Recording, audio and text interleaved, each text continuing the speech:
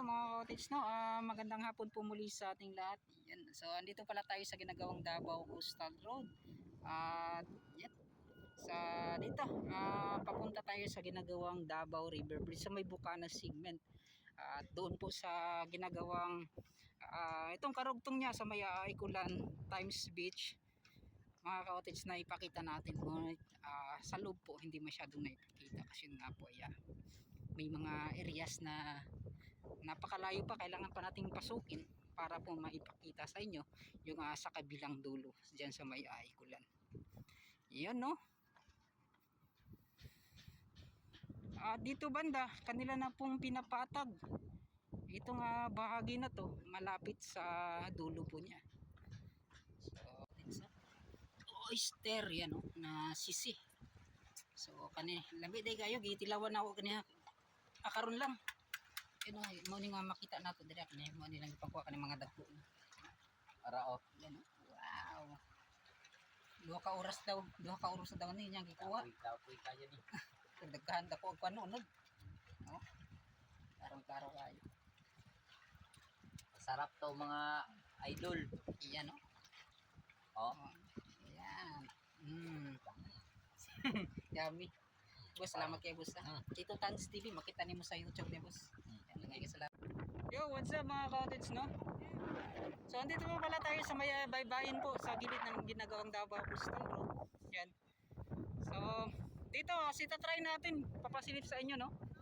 Yung sa gilid nito kapag naka-low tide po siya. Yan. So ang tawag niyan, lalakarin natin doon sa unahan.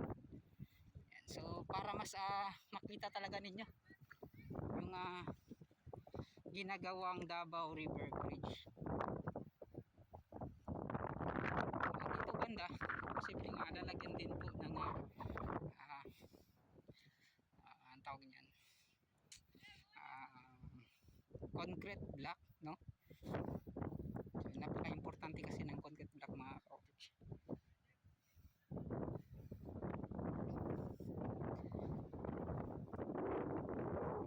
Yo, what's up mga cottage no? So dito tayo sa gilid po niya. Yan. Ayan, itatry naman natin pasilip sa inyo dito no. Para mas makumpleto talaga natin yung mga pag-update kasi puro na lang po tayo doon sa taas. Yan sa daanan. So yun no. Kita po ninyo mga cottage kung ano na po yung mga meron. Yan. So hanggang doon sa unahan.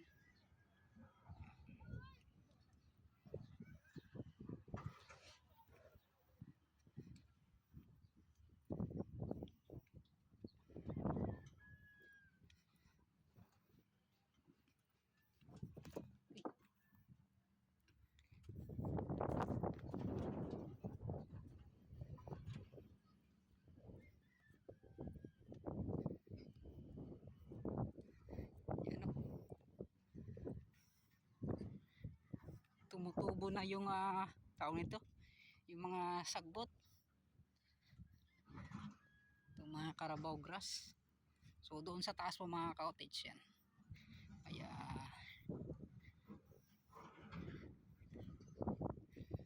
nagbabakho po yun no.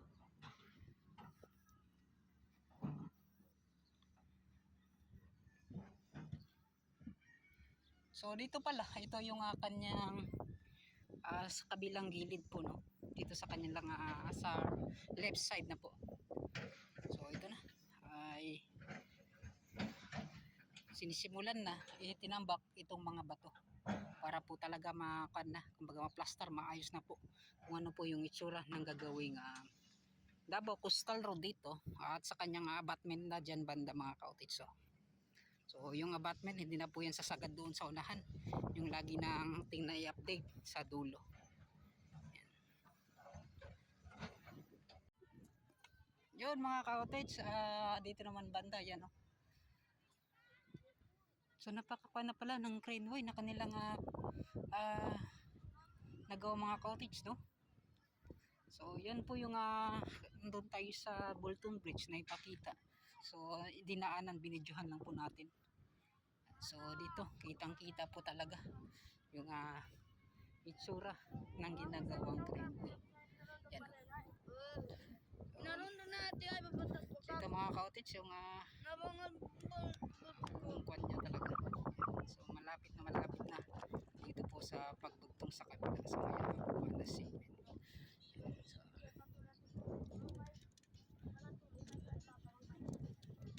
yun no. At hintayin na lang natin na matapos dito banda no. So hindi natin alam kung dyan banda ay masasarado talaga ito nga dito para po sa malagyan po lahat ng crane way para paano na lang po yung mga mangingisda, paano po sila dadaan. Yan no. So, yung mga malalaking bangka kapag high tide po mga cottage, hindi talaga makakapasok kapag ito po ay nalagyan po lahat ng buong craneway no? So yan lang po, update pa lang po sa lalo na sa mga mangingisda dito no. Baka po ay makalimutan ninyo na may mga ganitong proyekto dito sa Davao River, sa bunganga po niya sa tubo na po niya mga cottage no? So yun, yung sa unahan, grabe sobrang daming bata po dito mga cottage.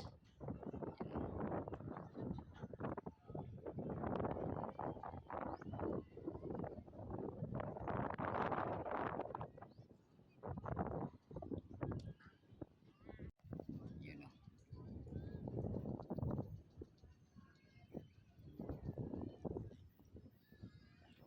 So yun, pinakaunang panatain mga cottage oh.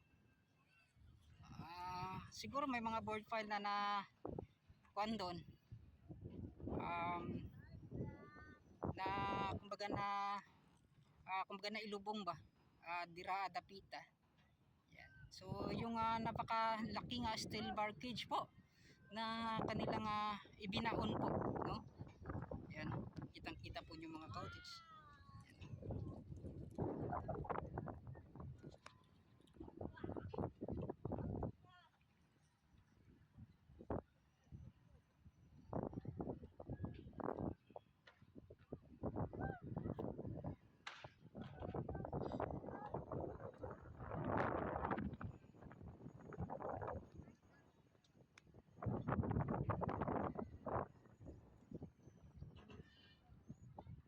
Yan. So klarong-klaro na itong ginagawang proyekto ay tuloy na tuloy talaga. So wala pong palya ng mga cottage. So parang yung ginagawa nila is 24 hours talaga.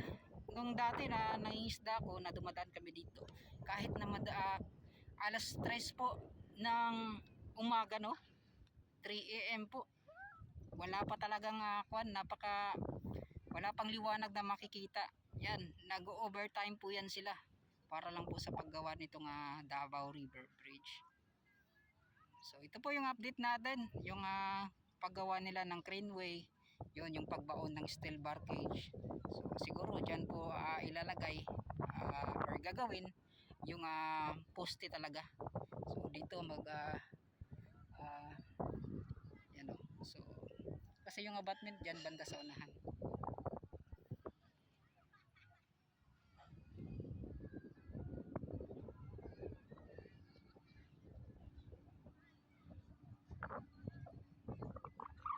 So yun.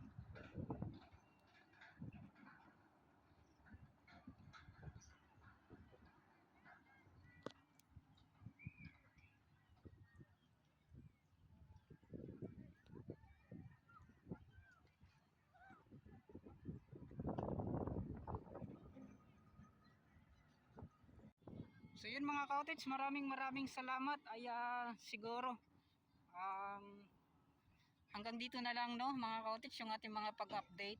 Yan. So mega shoutout pala kay Sir Dynaforce Fishing Adventure. Na taga dito lang po yan siya mga cottage. Pakisuporta po. Yan si Sir Dynaforce, taga dyan lang po. Isa po nga siyang mangingisda. Yan. So saludo po ako sa mga mangingisda. Na yan. So mega shoutout po sa inyong lahat no.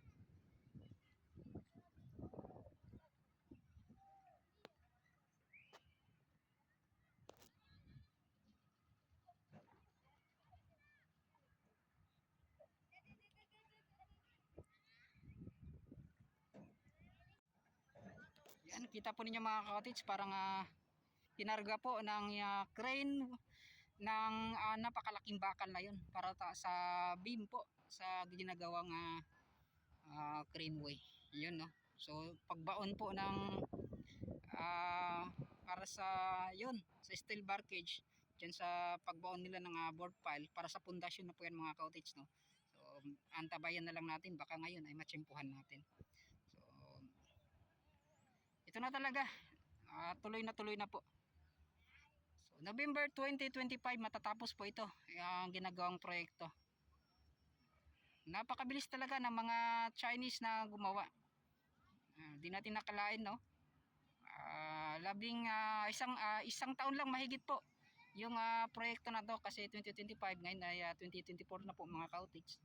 Tapos meron pa pong isa at kalahati no yung natitira. So diyan po natin malalaman, diyan po natin talaga ano po yung kaibahan talaga ng sa paggawa po ng Chinese. Kasi yun nga po doon sa ginagawang bypass road, Hapon po yung gumagawa doon, napakabilis din po nilang magtrabaho. Yun no.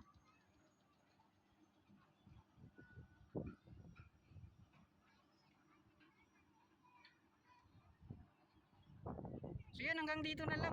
Maraming salamat po sa inyong lahat at sa walang sawang sumusuporta po sa aking YouTube channel. Paki-like and share na rin po, paki-suporta po ng aking YouTube channel, Tito Tans TV, sa aking Facebook page, Tans Highlights, at Tito Tans TV na rin. So yan po yung dalawang page na meron po ako sa Facebook, yun no. At dito naman banda, so posibleng lahat po ay gagawan po ng ganyan no. Yan no. Sinimulan na pala nila sa kabila na. Yan no. May bago na diyan. Yan. So magdudugtong talaga yan yung paggawa po ng dike project no. Liliko po yan mga cottage yan. Isasarado po yan hanggang doon. Kung di tayo nagkakamali or dyan lang banda no. Pero yung dito banda sigurado po tayo na ito ay malilibot po yan lahat hanggang doon sa Barangay 23 sa may Magsaysay. Lalagyan po yan ng ganong klase po ng proyekto. Yan no, yung dike project. Yun mga cottage. So dito, so sa tingin ko yung mga bahay sa dito banda ay ito makukuha po yan lahat mga cottage. So yan po yung mga kuan ko talaga. May nagsabi din yung sa foreman doon, sabi niya hanggang dito po daw yung paggawa niyan. So maraming salamat no mga cottage. Hanggang dito na lang muli. So mega shoutout po sa inyong lahat. Bye bye na. Yun nga po, binilisan ko na lang, kumbaga gipaspasan na lang din ako pag upload mga cottage kay basin makatrabaho ta. Dili na ka upload, so makamiss na po ang ano yung mga ingani ng mga eksena, ingani ng mga update no. Yan. So need lang din ako og trabaho. Need ko lang talaga makapagtrabaho sa establishment mga cottage kasi yun nga po. Saktong-sakto kasi yung mga nakukuha nating sahod. Yan no. May 10,000 ka na every month, okay na yan. Hindi katulad dito sa YouTube, need po talaga magporsige, kukuha ng magandang content para po makagandahan yung revenue mo no. So sa akin lang ay gusto ko lang mag-ipon, makabili po ng drone. Yun mga cottage, yun isa sa mga goal ko talaga. Kung hindi ko man makuha dito sa paggawa ng update ko sa infrastructure project, so isa yung second option ko ay yung magtrabaho talaga sa establishment. Yan no. At hanggang dito na lang, papaalam na po ako. Bye-bye na po mga cottage yan. Shoutout pala sa lola ko mga cottage. Sana po ay masaya na po siya kung nasaan po siya ngayon mga cottage. mega mega shoutout, nakita ko siya kahapon mga cottage, no. Akala nyo lang po ay masaya po ako, pero hindi, nalulungkot po kasi ako mga cottage, sa nangyari sa lola ko. Lola, Abilina Dakay, ingat at magkita na po kayo ni Lolo Panpilo. Yan, so kita na po kayo sa langit. Yan, no. Andun kasi ako kapon sa Saman mga cottage. Yan, ni duaw gid ko sa iya, ni tanaw gid ko. Yan, nakahilak gid ko mga cottage. Yan, so babalik po kami, baka pitsa tres mga cottage, no, si Lola. Muduaw na pud ko balik dito kaysa iyahang last. Yan, no. So daghang salamat. Yan, mega mega shoutout sa inyo ang tanan. Bye-bye na.